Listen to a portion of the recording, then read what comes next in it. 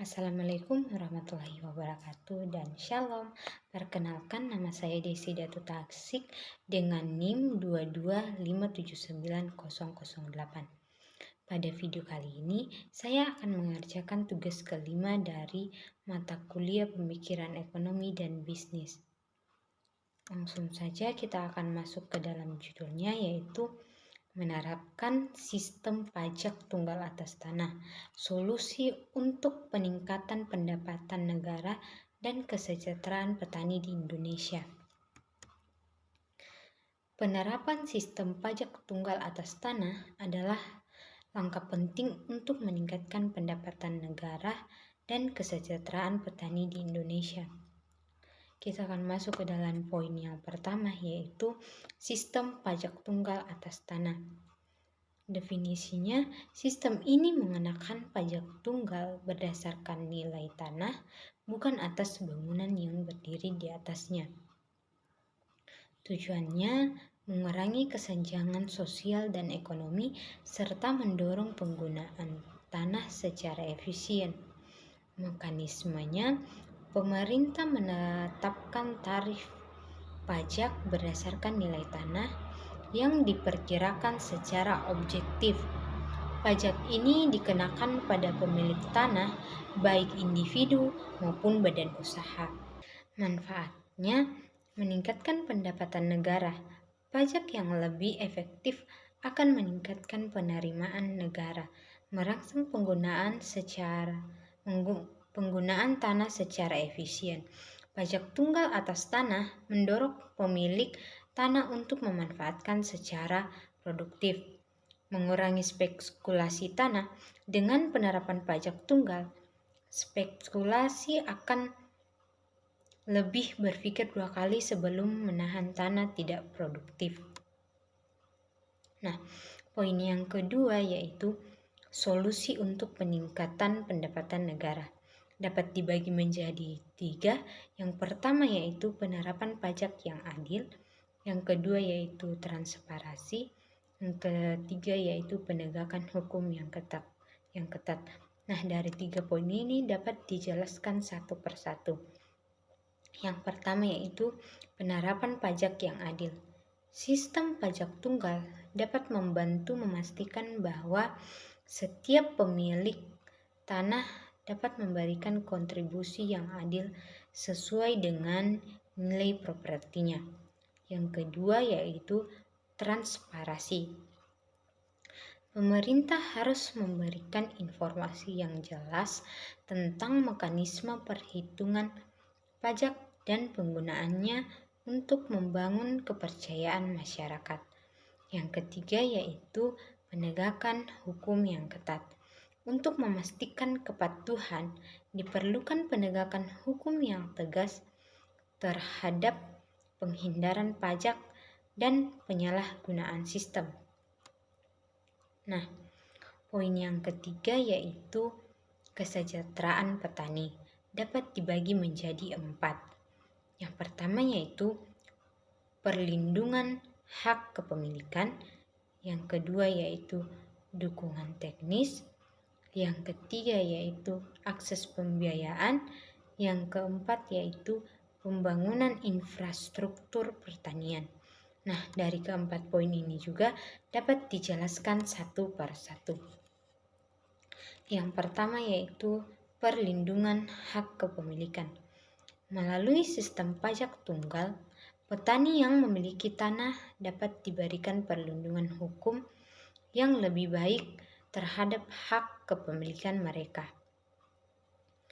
Yang kedua yaitu dukungan teknis.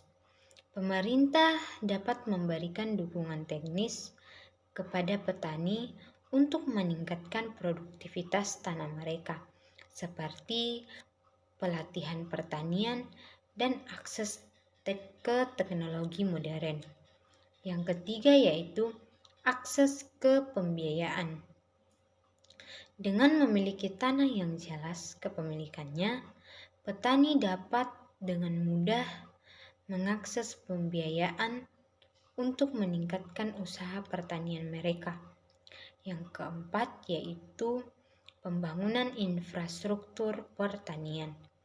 Sebagian dari pendapatan pajak dapat dialokasikan untuk membangun infrastruktur pertanian yang lebih baik, seperti irigasi dan jalan, untuk meningkatkan aksesibilitas dan produktivitas.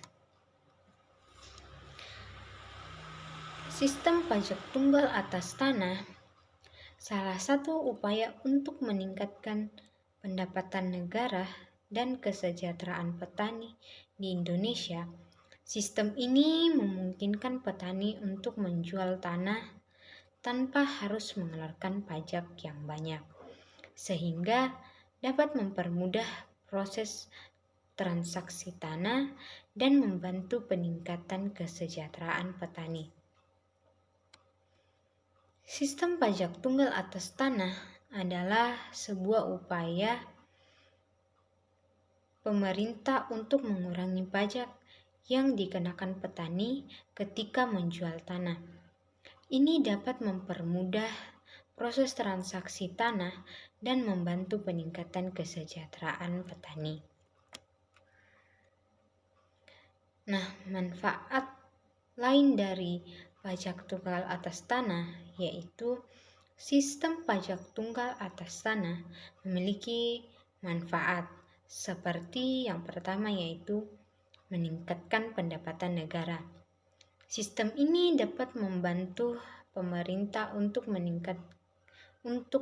mendapatkan lebih banyak pendapatan dari transaksi tanah. Kemudian yang kedua yaitu meningkatkan kesejahteraan petani. Sistem pajak tunggal atas tanah dapat mempermudah proses transaksi tanah dan membantu petani untuk mendapatkan harga tanah yang lebih tinggi. Nah, yang ketiga yaitu mempermudah transaksi tanah. Sistem ini dapat mempermudah proses transaksi tanah, sehingga lebih mudah untuk petani menjual tanah. Cara menerapkan sistem pajak tunggal atas tanah. Untuk menerapkan sistem pajak tunggal atas tanah, pemerintah dapat melakukan beberapa langkah seperti yang pertama yaitu memperbaiki sistem pajak. Pemerintah dapat memperbaiki sistem pajak untuk mempermudah proses transaksi tanah. Yang kedua yaitu memperjelas aturan. Pemerintah dapat memperjelas aturan pajak tunggal atas tanah agar lebih mudah dipahami petani. Nah, yang terakhir yaitu membantu petani. Pemerintah dapat membantu petani untuk mengerti sistem pajak tunggal atas tanah dan menjual tanah dengan harga yang lebih tepat. Nah, dari sistem penerapan pajak tunggal atas tanah ini dapat memberikan keuntungan. Poin yang pertama yaitu sederhana, mengurangi